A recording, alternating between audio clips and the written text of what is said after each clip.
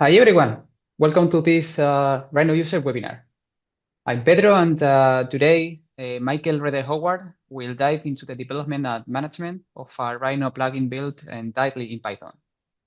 Using a custom tool developed at 3XN, he will explore how Rhino can integrate seamlessly with the web, enhancing collaboration across global teams.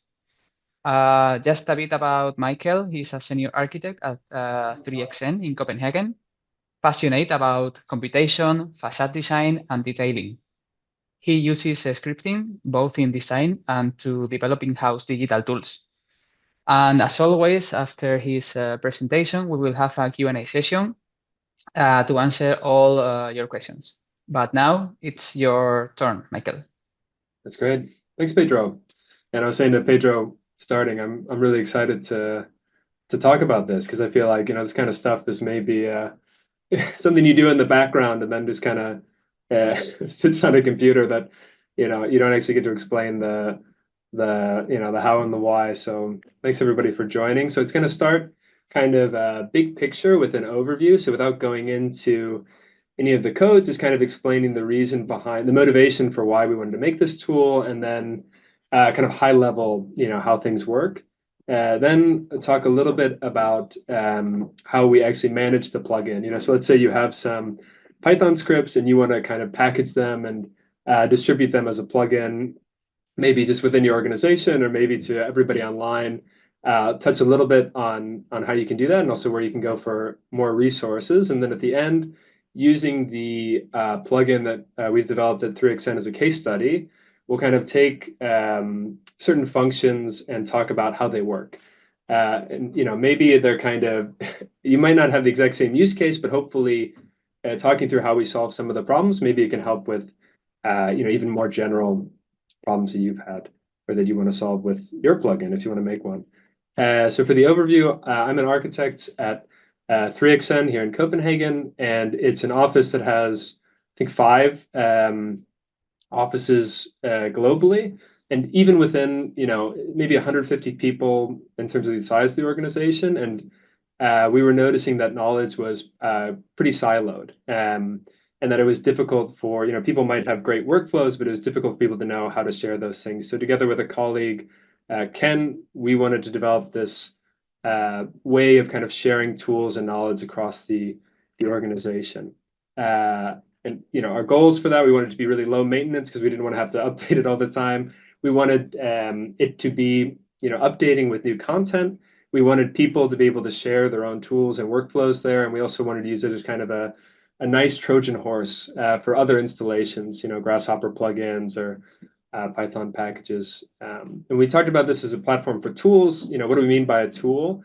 Well, for us, we wanted to be, anything from an Excel spreadsheet to a Rhino file to a Grasshopper file. We didn't want to limit people to just Grasshopper because maybe someone has a great, Excel sheet that they want to share kind of within the organization, and this could also be a place to access that as a platform. We really love a good folder structure, and that's kind of the basis of how everything is structured in how the content is structured. But you might not know someone else's naming convention. So for us, it was important to have kind of a visual aspect to this, right? So you can kind of understand maybe at a glance what a tool or a workflow might do. And we took inspiration from any kind of streaming service where you have this kind of searchable, filterable visual interface, right, where you can kind of get to the content you want. And what that ended up with was what we call the 3XN Hub, which is basically these series of pages here, which have kind of built-in Rhino commands and then links to other tools that anyone could be sharing. So what that actually means is that this was built in Rhino 7 when there was just the Rhino Script Compiler. But basically, there's this command line interface that takes a bunch of different scripts. Mostly it was Python scripts, and it just packages all those together so that each one is kind of a standalone Rhino command, right? And the main command was this in ito form, so like a window that kind of was hosted within Rhino that pointed to a website that we made that was hosted locally. And this website was updated with all the content that was sitting on our servers, right? So it could be a Grasshopper file, whatever it was, whatever tool it was or command it was, that content was kind of displayed on this within this Ito form. And one of the challenges, which I'll get into later, is okay, great, we have this little website, that's showing up in Rhino, but how do we actually get those two things to speak to each other? And I'll share some, code on how we did this later through kind of a hacky workaround, but it works for us. Basically, what happens, and a lot of this, like most good ideas, I stole from the Rhino, the McNeil forms, but there's basically a web interaction that prompts in JavaScript like a flare to go up, which is it basically says, hey, here's this temporary URL, and Rhino sees that URL, it notices some kind of text in it, and then it says, oh, I'm going to do something, based on whatever the text says. And we'll go through later kind of a real example of what that looks like.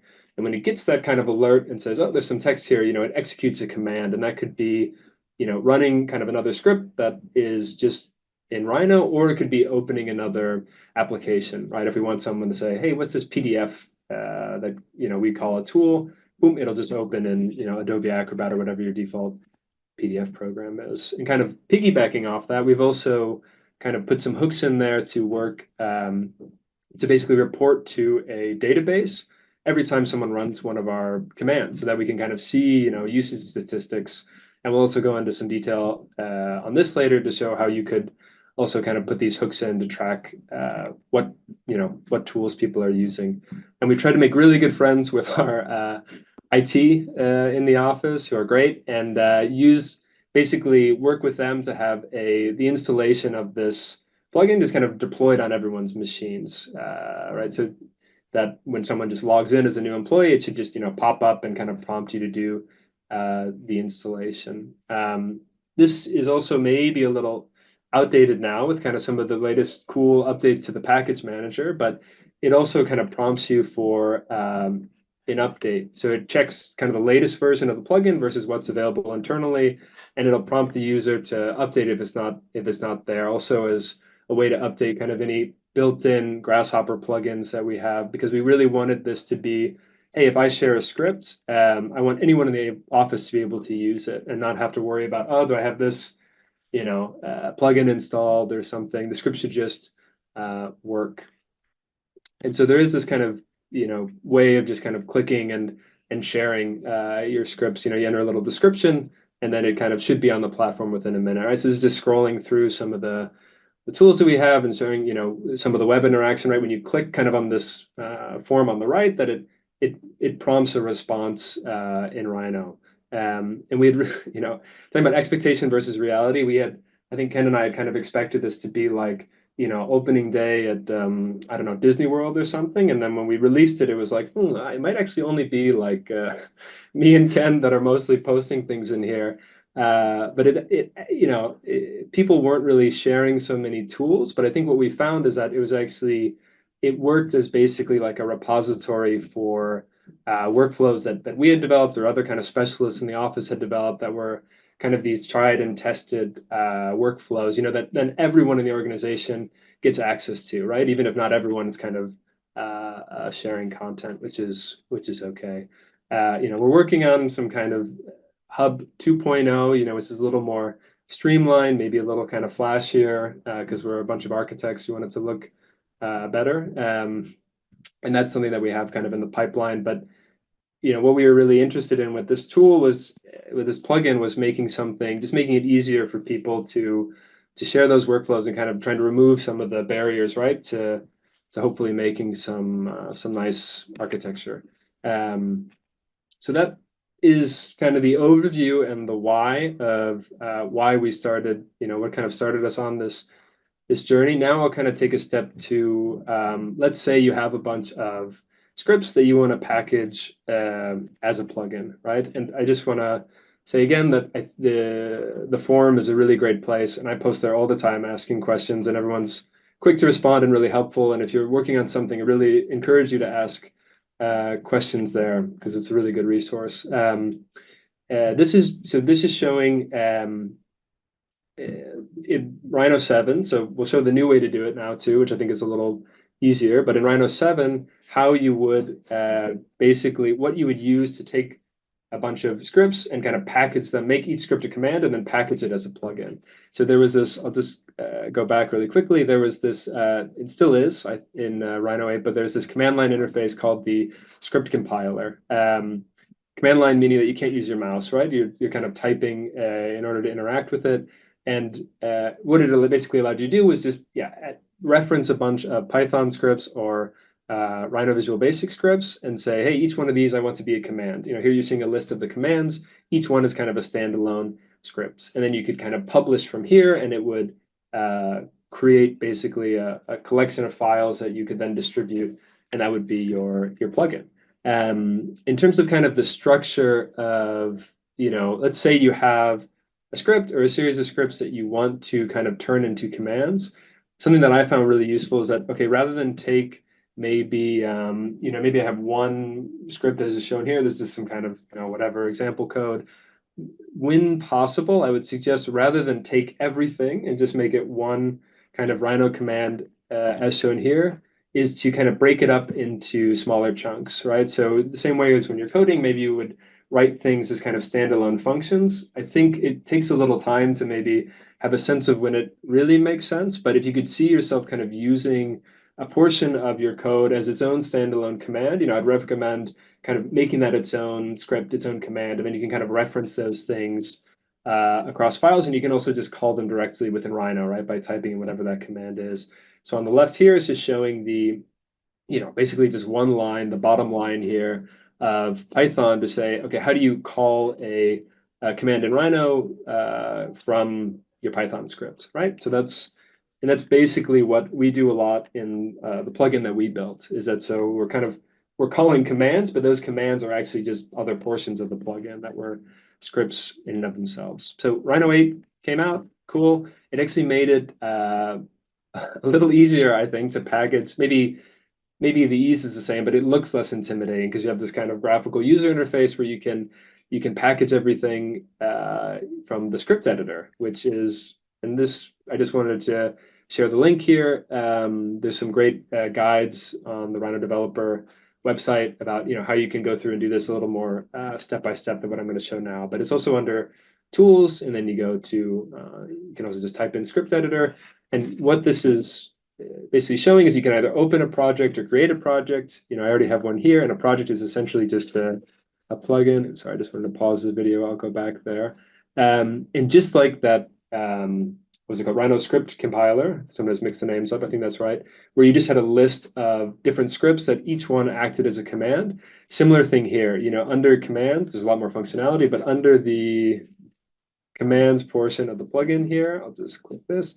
Each one of these is essentially just a different Python script. In this case, it's an Iron Python script, but that is a different command. So this is our 3xn hub one, right? So I just click play at the top, if you wanted to edit the code or whatever, and then it runs the command, opens our ito form, this plugin in Rhino. And there's also a lot of other things, which I won't go into with this script editor way of building a plugin where you can kind of add different, I think you can even add like different libraries and things, which we had to do kind of hacky ways of installing those things on people's computer. Now it's just kind of built in. And here's showing where you would go to actually publish your series of commands as a standalone plugin.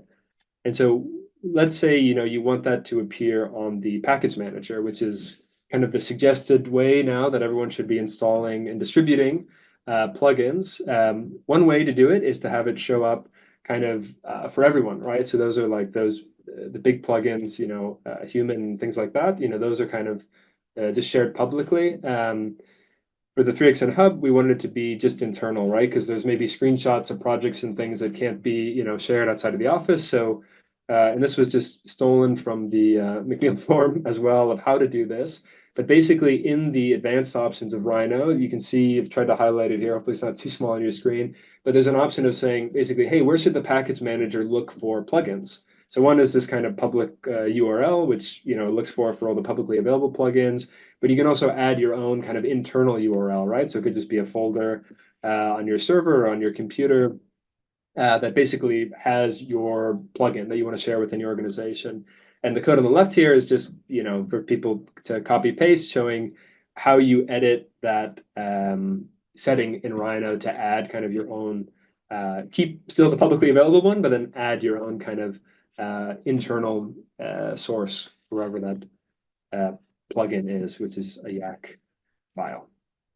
So that's very quick how to manage a plugin. I would recommend everyone to go back to, if you actually want to do it, just go through that guide. I think it really explains everything very well and shows you, okay, how do you actually take these things and publish it. But now what I wanted to do is kind of take different pieces of the plugin that we made, kind of pick them apart, explain how they work, and yeah, hopefully that kind of can help some other people with, maybe experiencing similar issues. I don't think this is necessarily any of these are necessarily the best way to solve something. Maybe just also based on kind of the setup of our organization, and we are just using we kind of know as a base starting point that every computer in the office is connected to our internal servers, right? So we don't need to host things kind of on the cloud and then worry about security. It's almost just like pointing to a folder on the computer. So that kind of simplifies things for us, but maybe also makes it,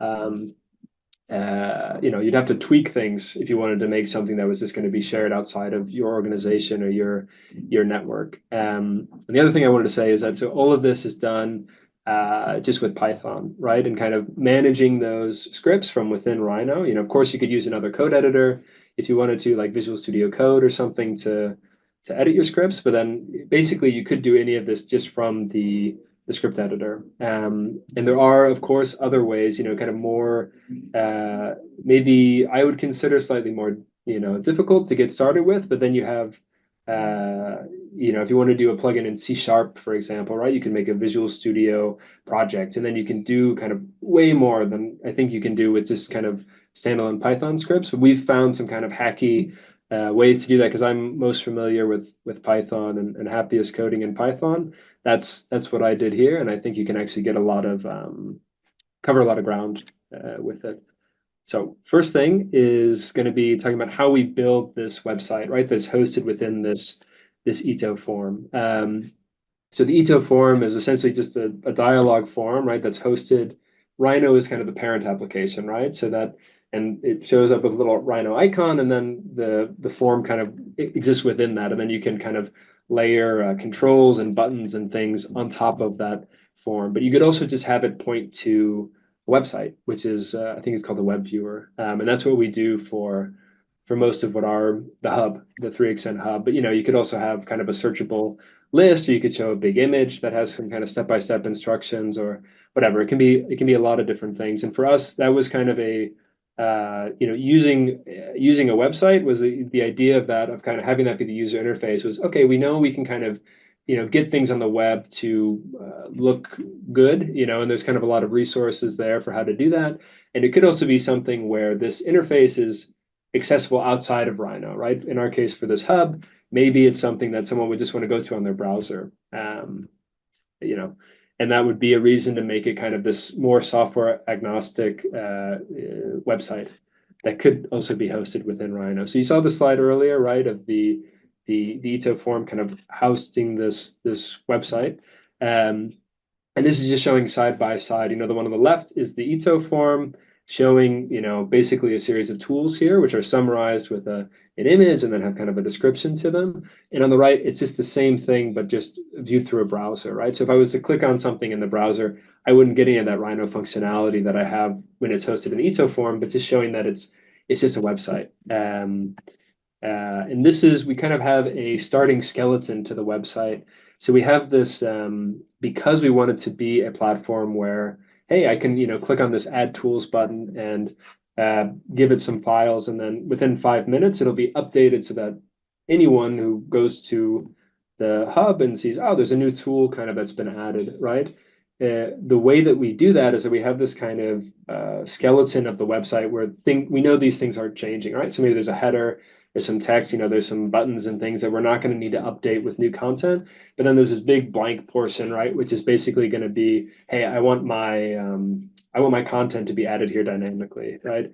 And I'm sure there's maybe better ways to do this, but what we do is basically leave a kind of placeholder part. So on the left now, we're looking at the HTML code, right? Very simplified, or just a kind of reduced version of it, but there's basically this div, this HTML object that's just blank, right? And it has some kind of name that we can use to reference. And what we want to have happen is that we've got a folder on our server. Again, we know every computer in the office is connected to the same server, so it doesn't need to be hosted on the cloud, although it could be.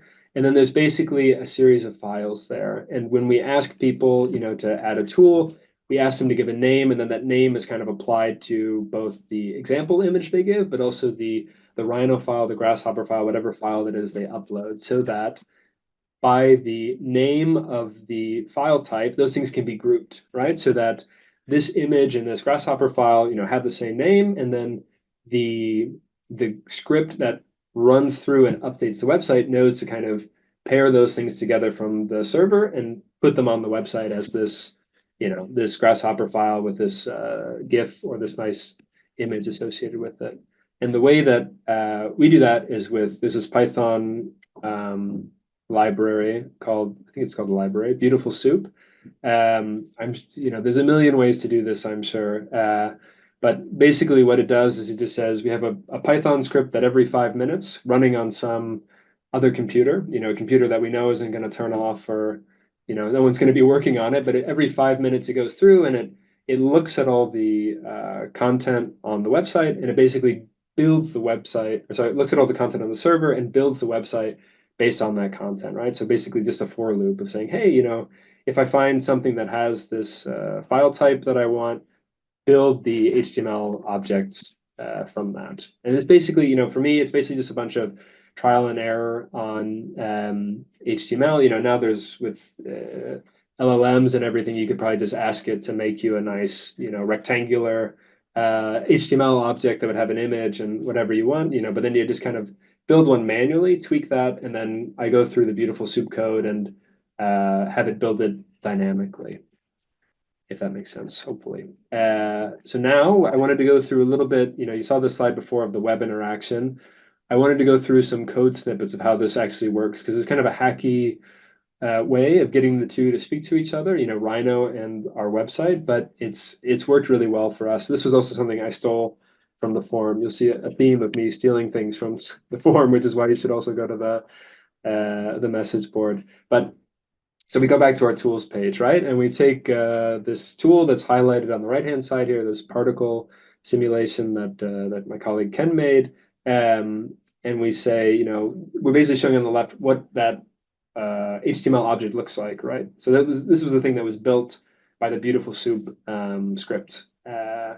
And, okay, it's got some kind of styling to it. And then there's also this attribute, I think it's called an HTML, that I've highlighted here that says on click, right? So when someone clicks on this object on the website, it is going to, you can see it says trigger Rhino event.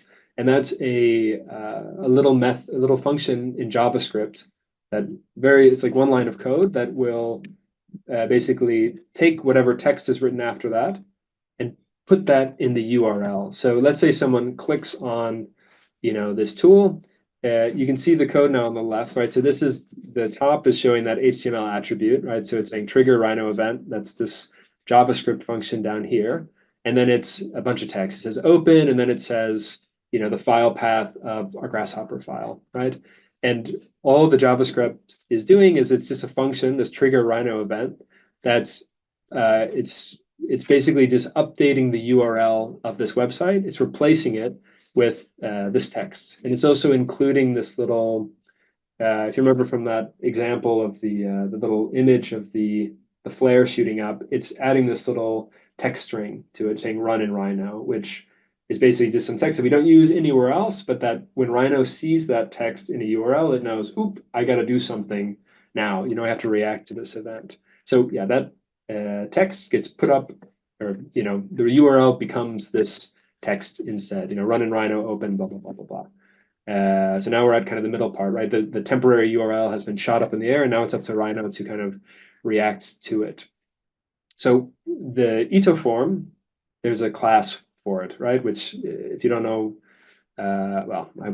there's a part of the code is that there's an ito form that has, when it's created, it's basically adding a few different methods to it. So it's basically saying, hey, whenever the web view in this line that I've highlighted here, whenever the web view is loading, do this method, which is called on document loading. Right. So let's kind of dive in to see what that is. So that every time it's loading, every time there's a new kind of URL that it's loading, this method will run in the ito form, right? So, and this is at the top here is still that kind of temporary URL that that the website is kind of shot up for Rhino to see, right? So you'll see in this code snippet on the left that there's in the ito class, there's the same kind of text string here, right? This run in Rhino. So that's kind of the flag for Rhino to say, wait a minute, this isn't a URL that I should navigate to. I'm going to do something else with this, right? So, and if we see this method here, on doc loading, right, it says, okay, if that text string is in the URL, then cancel the navigation. That's that e.cancel equals true. And then it basically prompts it to run another method based on the remaining text, right? So it kind of chops out that run in Rhino portion. All it says now is, open and then a file path, right? And so we have another method, which is called act on change, could be called anything, but it basically looks at this text and says, hey, if it starts with the word open and then a colon, open this as an external file, right? It could also be a Rhino command, which is the top portion here. If this said CMD, it could be any text, but I've decided if it says CMD, then Rhino will understand that it should be running a command. What is that command? It'll probably be the remaining text in that temporary URL. So, when someone clicks on something, you can actually see it here if I pause. If I can, if you click on it, it says command, it kind of opens Grasshopper, then it has it's also kind of reporting just for ease of basically us being able to tell if it's working or not, right? It's reporting the file that it's about to open, right? It says opening GH file, blah, blah, blah, and then it opens it for you there. So it's kind of building the hooks and building the bridge from HTML to say, hey, I'm going to put up a temporary URL. I'm going to put up a URL, and then it's Rhino's job to say, ooh, let me look at every URL and see if this is something that I should actually, just navigate to. Should I just be a new website, a new web page displayed in ito form, or should I run a command or open a file, whatever it is. So that's kind of the hooks we build for how we get Rhino to react to something occurring on the website. Something else which hopefully could be useful for someone that I wanted to talk about is what we have the plugin kind of opening once per day on Rhino Startup, and it's kind of again a hacky way to do that. And I think there's ways in C# if you're kind of building a plugin, the maybe the conventionally proper way. There's kind of ways to do that. I couldn't find a way to do that within Python, so we kind of created this workaround. But basically, it means if I log into my my 3xN computer every day, I open up Rhino. Not every time that I open up Rhino, but once every day, the 3xN hub will kind of open up automatically and show me the latest tools or whatever, right? And you can also see in the command line here, it's probably very small for you, but it's saying that Rhino has run a command, in this case called good morning 3xN, and then it has the date, and it also tells you how to turn off this auto launch feature, which I also share at the end in case you don't want to be spammed every time. It's good to give people the option, right, to turn these things off. But the way that this kind of happens is that, and it's pretty simple, but in the Rhino settings, under general, there's basically a place where even as a user, right, you could go in and say, every time Rhino opens, I want it to run these commands, right? I don't know, what commands those would normally be, but we found that being a really convenient place to put some of our kind of startup commands, right? So that every time that Rhino boots up, it'll run this command. And this command is just one of our 3xN hub scripts, right? That's just kind of packaged as a command, as we talked about earlier. This is just showing the code for how you can add different commands to the startup list with Python, right? So I don't want to have to go to all my colleagues' computers and manually type in these commands, right? So we have a kind of an installation step to this process, which is basically just another Python script.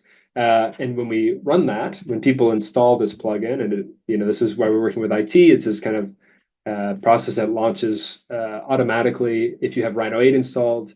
And if you don't have the plugin installed, it'll basically run and add these two startup commands to your startup list, so that every time that Rhino opens, it'll run these two. And the one we're going to talk about right now is this good morning one, right? So, and what does this do? It's really simple. There's basically just under app data, there's a folder that we create called 3xn Hub, and then there's a CSV file in there with the date, and that's it. And then when this command runs in Rhino, it basically says, hey, first, does the folder exist on the computer? If not, it's never been run before. So I'll say, I'll open the hub window, run the plugin, run the command.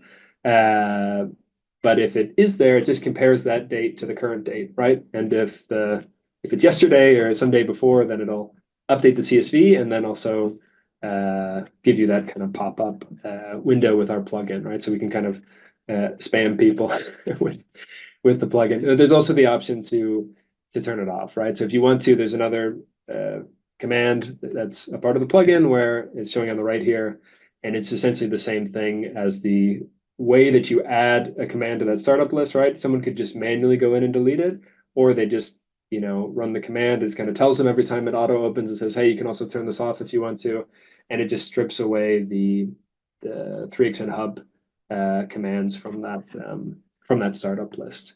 But so maybe not a use case that would be good for a kind of publicly available plugin, but within your organization, we found, I think this is really useful just for people to be aware, right? Because you can send an email about something, hey, we released this Rhino plugin, but that's going to be lost, or someone's going to start later than that.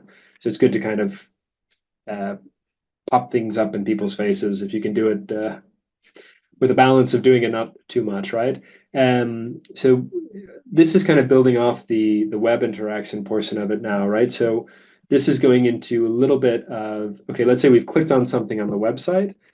How does it actually open a Grasshopper file or a Rhino file, from that web interaction? Now we've seen that Rhino can kind of respond to it and say, oh, I know that I should, run this command or open this file, but how does it actually do that? And the code's very, very simple, but just to kind of lay it out, right? So there's in our tools page, we'll look at kind of three main cases, right? There could be, in this case, a Grasshopper file, there could be a Rhino file, or there could be sometimes a linked Rhino and Grasshopper file, right? So maybe there's a Grasshopper file you have that relies on some geometry with maybe some user attributes or whatever in Rhino. And we wanted it to be that people could upload, a lot of times maybe for a facade or something, right? Or anything, right? You've got a Rhino file and you have a Grasshopper file, and those two things kind of exist together, right? They don't always exist kind of independently.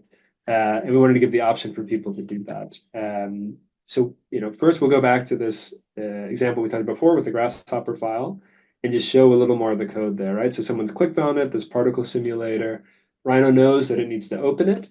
And basically it's saying this act on change method of the ito form, if you remember from earlier, it's basically just it's looking at this kind of text that's remaining, and it's saying, great, I see that this file path ends in .g8, so I know it's a Grasshopper file. Then it's going to run this function, which we've called, trigger Grasshopper file, right? And then the file path. Or, if it doesn't have GH in it and has 3DM in it, it'll just open the file outside of Grasshopper. So first we'll talk about the kind of Grasshopper way. This is also something stolen from the McNeil form, if you see the theme. And what this does is this is the code that, through a good amount of trial and error, the code that we found worked to kind of both kind of open a Grasshopper file, but also force load the Grasshopper component. So what it does first is that it basically in Rhino runs the command Grasshopper. So it opens Grasshopper. And that's an important step for reasons that I don't understand, but just to have it so that Grasshopper actually kind of loads all the components and all the plugins. Without that, I was finding some problems with it not kind of opening consistently. And then the next two lines of code are basically just saying, hey, using Grasshopper, open this file, wherever it is, right, sitting on our server. So, grasshopper.open document, whatever the external file path is. And that's it. And then, within your kind of Rhino instance, it'll, open Grasshopper and then open whatever the file is you're looking at, right? So that's how you get that kind of interaction that we saw in the video of someone clicking on a file. So what if it's not a Grasshopper file? If it's a Rhino file, or if it's a lot of other things, all we do is using some of the built-in, just import OS, using some of the built-in kind of OS level methods. You can just do os.startFile and then whatever your file path is. And what that will do is that using a new instance of whatever your default software is, so for a 3DM file, right, it's going to be Rhino 7 or Rhino 8, whichever you've set in your preferences. It'll open whatever that file is in a new instance of the software and whatever the default software is, right? So for a PDF, if it's Adobe or something, Acrobat, it would open it with that, right? But for Rhino, it's going to just open it in Rhino. So now we get to the tricky part of saying, okay, but wait a minute, how do we open both at the same time, right? Because I've got a Grasshopper file that's linked to a Rhino file. I know how to open just the Grasshopper file and just the Rhino file, but the Rhino file is going to open a new instance of Rhino. And we did this also kind of intentionally because maybe someone's working in a Rhino file on their computer when they run this command, and maybe they haven't saved in a while, and it would really suck if you accidentally click something on the hub and then it just kind of replaced what you were working on with whatever the tool was on the hub, right? So we said, okay, we don't want to do that. We want to open a new instance of Rhino. And how do we link that then to Grasshopper? How does that new instance that opens, which shouldn't really have any knowledge of what happened just before in the other instance of Rhino, how does that know how to open the Grasshopper file? And the way we do that is this other kind of hacky workaround, but of using the startup commands so that every time Rhino opens, we have this other startup command, just like we had this good morning startup command that's called open associated Grasshopper file, right? So, and what that does basically is that when someone clicks on this, linked, in this case, it's a facade script, right? That takes Rhino blocks and kind of puts them on some facade, right? And you can play with sliders and things to change it. When someone clicks on that, what does that actually look like on the server, right? So on the server, just in a folder within the server, there's the Rhino file, the Grasshopper file, and then an image file, right? And that's what's highlighted on the left here. And they all have the same name, right? So that when a Python script kind of looks at this folder, it's really easy for it to kind of group the files together and say, okay, I know that these three things exist as one tool, right? And then we have the new instance of Rhino that opens when someone clicks on it. And then how does it know to open the same Grasshopper file? It's very simple. There's all of our tools that people upload live in this subfolder on our server, right? Whatever it is, deploy, web player tools, right? And then whatever the name of the file is. So basically all we say is that, hey, Rhino, anytime you open a new file, if it is a file that exists within the subfolder of the server, right? So it won't happen for me if I'm just saving things to my desktop or whatever, right? But if it's saving things to this subfolder of the server, and there exists both a Rhino file and a Grasshopper file of the same name, I want you to open the Grasshopper file in this new instance of Rhino, right? So it basically says, open a new instance of Rhino. Hey, there's a match to a Grasshopper file that has the same name. And hey, we're in the same kind of subfolder, which is this, weird folder on the server that no one else is going to touch. Great. Then I will kind of automatically boot up this Grasshopper script.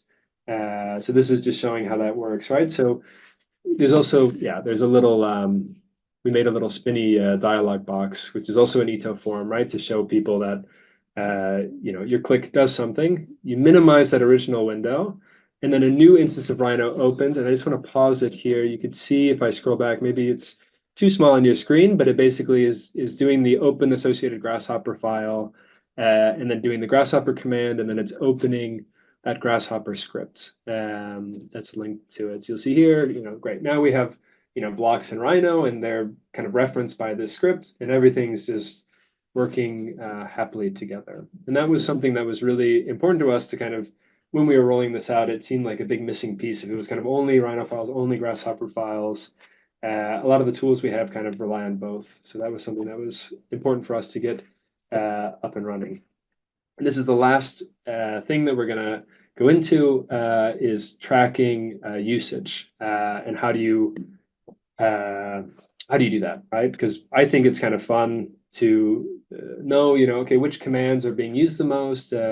It can also kind of inform, if you're going to develop new commands or new kind of workflows, what are people actually using, right? And what would be kind of valuable for people to have. So you remember this slide from earlier where every Rhino command that we write reports to a database. It said, hey, this command ran at this time, right? In our case, that database is a MySQL server that's just running on another computer on the Office network, right? It could be something kind of hosted in the cloud, but for us, it was simpler not to do that, and it didn't really need to be honest. We're not having people working so much when they're not connected to the server, right? And if they are, and we missed that someone ran a command once, then it's not a big deal for us.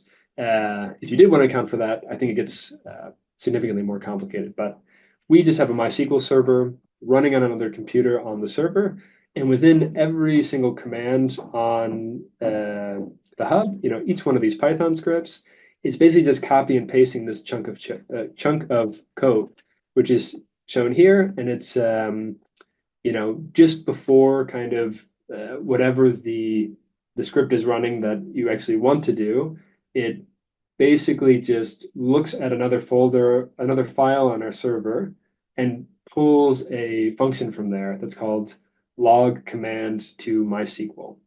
It tries to do that. There's this try except logic so that if the server's offline for some reason, your computer won't just hang forever if it's trying to connect and talk to the server. But it says, hey, run this function log command to MySQL and use this text for that.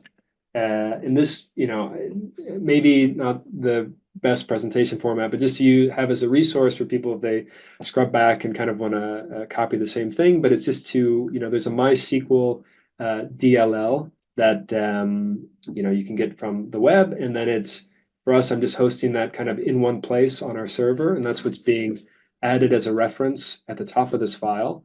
Then there's a connection that's made to the MySQL server using kind of the name of the server, your username, password, that information. And then it's this log command to MySQL. And it's, of course, it depends on how your MySQL table is structured. And it also doesn't need to be MySQL, right? You could just be saving to a CSV.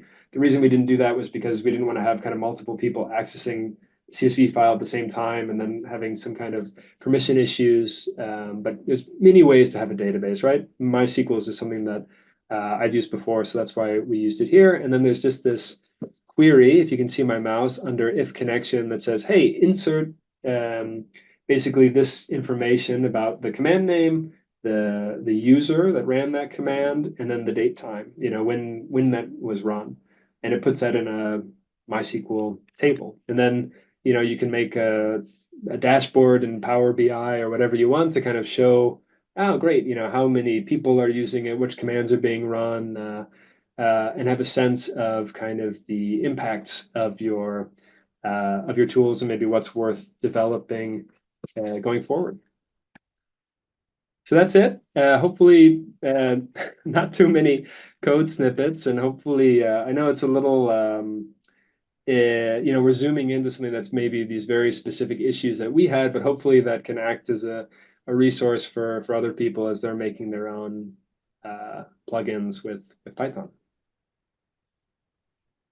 Okay, Michael, thank you very much. Amazing content from this presentation. Thanks. So let's take a look at some of the questions we can see in the chat. Yes. Yeah.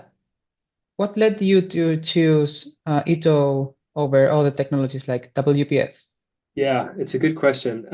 So with Ito, the main reason for that, and maybe there's another way to do it that I just don't know about, but we tried looking at a few different ways, and we were thinking that this website, would be something that we'd want to access maybe outside of Rhino too, right? So there might be different content that's displayed if it's within Rhino, but I can just go back maybe to one of yeah, maybe here, for example, right? So maybe there's these different tabs you can see at the top right of the web page, welcome, whatever tools. Maybe if I was to open this in a web browser, the Rhino tools portion wouldn't be visible. It wouldn't load, right? But there was also an idea of saying, oh, maybe this is going to be kind of the latest images from projects here. And that would be something that maybe someone in accounting who doesn't have Rhino would also want to be able to see just in a web browser when they open that up, right? So, okay, what's a kind of container that we can use that uses HTML, that uses a website, something that we know can be accessed from a lot of different software, and what's something that we can use to kind of host that. And this Ito form was something that I found some good resources on and some good examples of how that could be done. But you could, no reason specifically to use an Ito form, just kind of what was, yeah, our use case. Great, thanks. Andy Peacock wants to know also if, well, does content from an uploaded tool get auto-downloaded to the other users' machines? Has consideration been given to access control or security implications? Yeah, so it's a good question. So everything that is, and this is why, this is kind of the benefit and the limitation of everything just existing on our internal network. So all of these tools basically just get saved on a folder on our internal server structure, right? So if I was outside the office and on my personal computer and I installed the hub and I booted it up and I tried to kind of, load this tools web page and click on a tool. One thing is that the Ito form actually wouldn't even display the website because the website is just an HTML file that we're hosting locally, just sitting kind of on one of our folders in our server, right? So anyone from outside the organization, if you went to this URL, it doesn't exist, right? So that was, and same thing with all the tools and everything, the commands would still work. The commands that are just these kind of standalone Python scripts, right? Package that's a plugin, those would still work. But anything that's an image from our server or the website, because that is all hosted kind of just within our servers, you wouldn't be able to access that unless you're on the network. So it's a limitation, but it's also something I was really I'm not qualified to kind of get into I don't know, secure access, if it's just kind of publicly available. Not something I wanted to spend my time managing either, not that I even know how to do it. So this was kind of a workaround, yeah, that we used for that. Sweet. Another one from Andy. So do you ever need to wait for Grasshopper to finish initialization before opening the canvas? If I understand the question, opening the canvas, meaning the Grasshopper canvas. Yes, I I think so. think it happens pretty quickly because it has that startup command open. Maybe I'm not understanding the question right, but because there is that startup command that runs opens the associated Grasshopper file, that should be kind of the first thing that happens even before. If I were to do it right now, I don't even have kind of control over Rhino by the time that it's run that command, and then the Grasshopper loading window is kind of popped up and going through, and then it would, the canvas opens maybe for a split second blank, and then it loads whatever the file is in. Maybe if it's a huge Grasshopper file, it would take some more time, but I think it would probably still kind of hang, and wouldn't be interactable when it's loading whatever that Grasshopper file is. But maybe something worth testing. I hope I answered that. Okay. Do you have a special roadmap for this tool or just fitting in for the next few months or years? I think in terms of what we want to do to change it, I think we want to work on a lot of the filtering because what we did initially was that each tool kind of could only be assigned one category. So you can see here, right? Maybe under the It's got the name of whatever it is. It's got the initials of whoever made it. And then under that here, it says, workflow, Mhm. blocks. And those were kind of categories that we came up with to say, okay, how can we group these tools together? These ones will have to do with blocks in Rhino. Great, we'll make a block category. But kind of an easy next step that I just haven't had the time to do. This is kind of a side project for me in addition to project work, is basically saying, hey, let's allow you to add, multiple categories onto one tool, right? So then we can Yeah. also filter things a lot kind of easier. There's this search function now where you could search for, maybe someone's initials or, some text in whatever the file name is, and it'll show you kind of filtered results, but not to the same kind of, it should be better at filtering, and that's kind of the immediate next step. Well, Mario Acevedo wants to know if this tool is somehow available from a link or Yeah, online. yeah. Unfortunately, it's not, because it is just, and the main reason for that is because it's sitting on our internal server. Most of the, and because these are all, example files and things. Mm. If there's, I would love to share it, but it would take some, effort to make sure that all of the tools don't contain any kind of confidential information or anything, and that's basically why it's not publicly available. But I was hoping, sharing some of the code snippets in here, you could basically, build your own if you wanted to. And the Rhino commands that we do have, that these standalone Python scripts, a lot of them are things that are also just literally taken from the forms, and maybe I think some of them are even probably replaced by now kind of built-in Rhino 8 commands, especially a lot of things with blocks. There was like a block to group kind of command, which I think now is maybe built in. But I mean, you could, as a starting point, if you wanted to make your own kind of similar plugin, one thing is kind of doing the website of things, which, is basically just hosting a website in an ito form and then using this kind of cross communication that I talked about. But the other thing is just, take a bunch of commands from the form, or a bunch of Python scripts from the form, and then, package them together as a without claiming that it's yours, but package them together as a plugin, and you could, share with your friends or whatever. Another good one from Sylvain. How do you deal with versioning of the tools? Yeah, so this is something, it's a good question. This is something that I think is, so I think in Rhino 8 Package Manager, Mhm. no, let's go there. Maybe I have a screenshot of it. Too many slides. Yeah, I think, yes. Here in the bottom, there's something you can say, there's a checkbox that says automatically update packages when Rhino starts. And this is something that I don't think was there in Rhino 7. So we had done this other workaround, which I'll talk about in a second, but basically with this, you're giving the user the option to say, hey, I want the latest version of, I think it's automatically checked too, right? But I want the latest version of this plugin to be installed, which is awesome, right? Because how many times do you open Package Manager and see if there's a new version of the plugin? I never do it. But what we were doing in Rhino 7 before I knew about this, or before it was included, was that we had basically every time someone opened ran the command 3xn hub and it kind of popped up the website window, one of the first things we did in that, similar to that kind of method that looks at the URL and sees if there's a text flag in there and if it should do something, we had another method in there that, okay, when the ito form initially loads, it basically compared the version of the plugin that it had, which I think is it's stored locally on everyone's computer under app data. I can't remember exactly where, but within that, there's a manifest file that has the latest version of the plugin. And we compared that to what the latest manifest file was on the server and said, oh, there is a discrepancy here, right? They don't match. And then what it would do is it would give you this kind of, and it still does, but most of the time I think it just updates automatically. It'd give you this big pop-up window, right? Which is just another ito form. It has this image in it, and there's a big OK button. And when you push that OK button, it would run the package manager command and just automatically, it's this next window you can see here.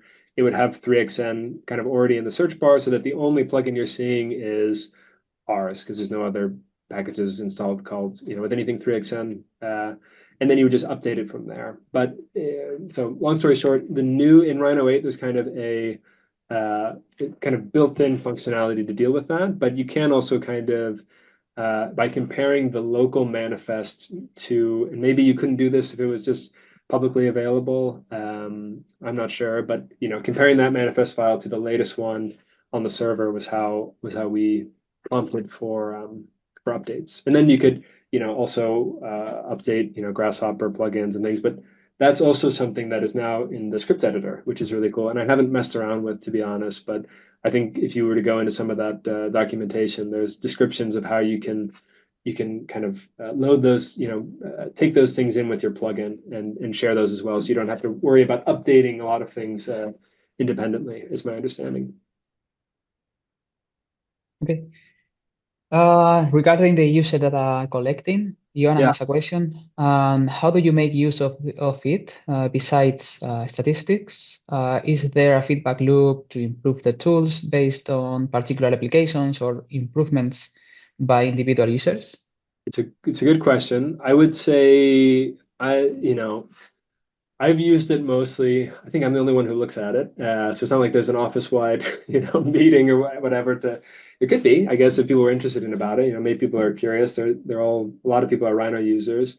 But what it does for me personally is that I can see, oh, hey, a bunch of people are running these kind of block commands, right? So one thing could be from an organization level of like, oh, maybe we can. There's actually a few. And there's also a few other kind of block commands which maybe are being underutilized. And actually, maybe there's a really awesome workflow of kind of, how to deal with scaled block instances and replace those with new instances that, a lot of people in the office don't know about because that command's not being run that often, right? So I think it's, for me, just been kind of another way of saying, kind of another representation of showing what people are aware of and what they're not. So it doesn't really solve that problem, but it's maybe just another way of highlighting that, right? Which you otherwise wouldn't have without just speaking with people or looking at what they're doing. Yeah. Great. Well, I think that we can let it here. So, Great. Michael, thank you very much for your time, for your presentation, and for your answers. Yeah, thanks so much. Like I said, really great to get the chance to speak about this stuff. So I really appreciate it. It's a great work that you've been doing here with this 3XN tool. Congratulations. Thanks so much. Okay. So thank you very much to all of you for attending this webinar, and see you all in the next one. Bye. So, bye.